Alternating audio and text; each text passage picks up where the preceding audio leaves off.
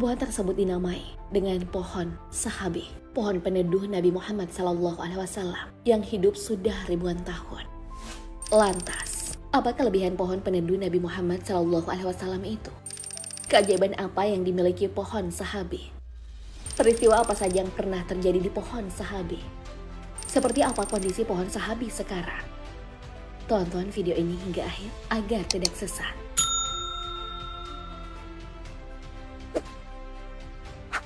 Pohon sahabi disebut-sebut sebagai pohon yang diberkati, pohon yang menjadi saksi kebesaran Nabi Muhammad SAW. Ajaibnya, pohon tersebut diperkirakan sudah berusia 14 abad. Namun meski sudah berusia ribuan tahun, pohon sahabi masih berdiri kokoh. Pohon sahabi letaknya di bagian utara padang pasir Yordania. Dalam radius ratusan kilometer, tak ada pohon lain yang hidup. Pohon sahabi berdiri sendiri, tanpa tumbuhan lainnya. Pohon sahabi yang tumbuh kesepian ini dipercaya sebagai saksi pertemuan biarawan Kristen bernama Bahira dengan Nabi Muhammad SAW. 3 manuskrip kuno yang ditulis oleh Ibnu Hisham, Ibnu Sa'ad al-Baghdadi, dan Muhammad Ibnu Jarir al-Tabari menceritakan tentang kisah Bahira yang bertemu dengan bocah kecil calon Rasul terakhir. Bocah kecil yang dimaksud adalah Nabi Muhammad SAW.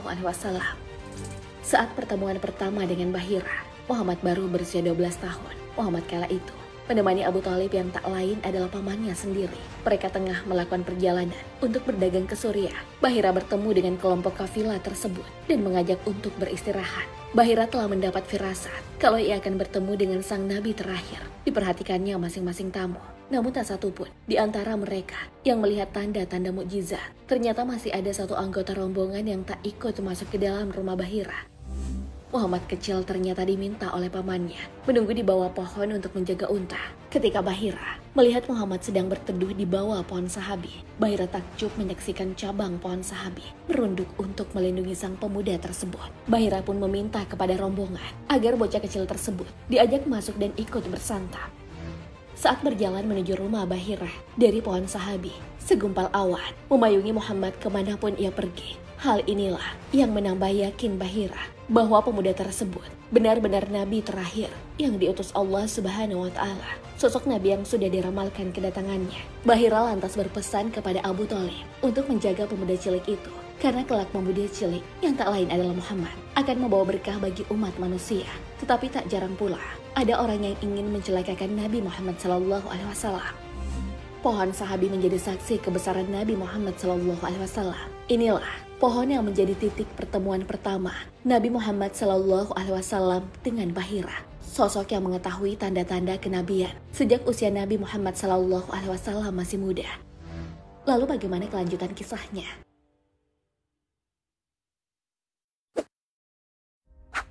Ternyata apa yang dirasakan oleh sang pendeta yang bernama Bahira tentang Muhammad memang benar. Setelah berusia 40 tahun, Nabi Muhammad diutus Allah Subhanahu wa Ta'ala menjadi Rasul terakhir.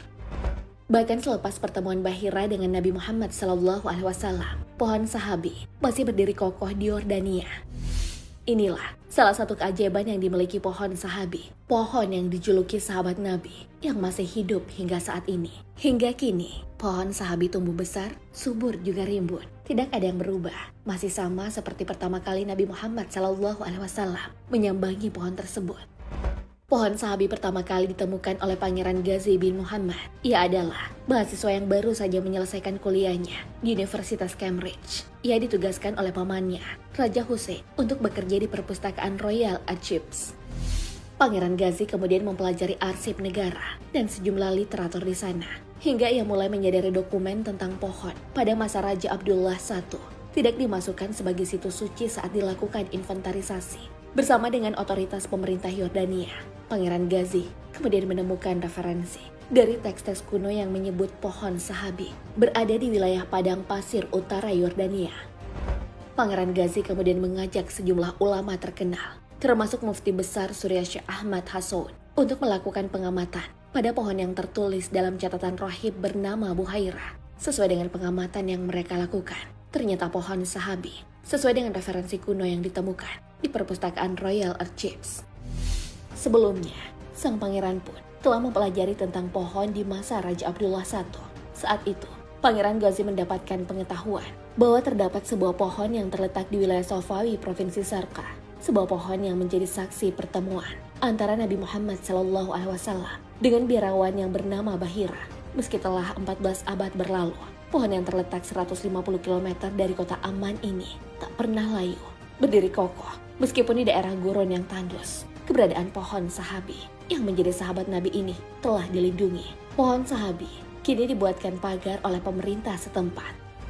Kini pohon sahabi pun kerap disambangi oleh berbagai umat muslim dari penjuru dunia. Bagaimana tidak, para kaum muslimin juga ingin melihat bagaimana dahsyatnya mukjizat Allah Subhanahu wa Ta'ala yang masih menghidupkan pohon sahabi tetap hidup walaupun berada di daerah yang tandus. Lalu bagaimana potret kondisi terkini pohon sahabi?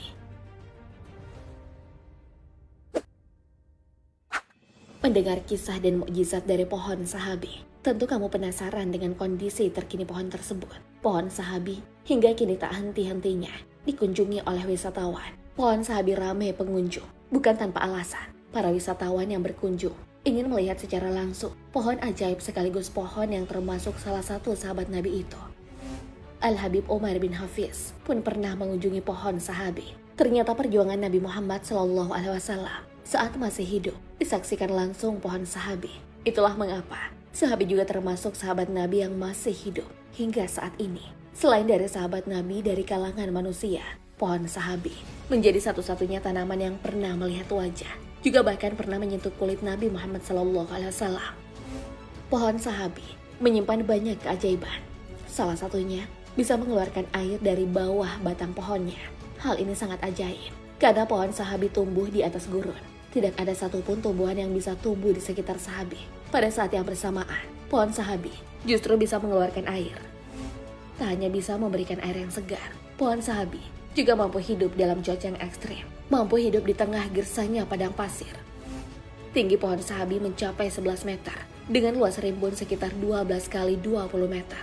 Masya Allah, pohon yang menjadi saksi kerasulan Nabi Muhammad SAW ini dilestarikan dan dijaga oleh pemerintah Yordania. Sekelilingnya dilindungi pagar. Pohon sahabi dijaga dan dipantau secara rutin. Meski demikian, pengunjung tetap diperbolehkan masuk ke area pohon sahabi. Sahabat beriman, jika mendapat kesempatan berkunjung ke pohon sahabi, apa yang akan kamu lakukan? Semoga kita bisa berkesempatan mengunjungi pohon sahabi, pohon sahabat Nabi. Allahu a'lam bishawab. Assalamualaikum warahmatullahi wabarakatuh.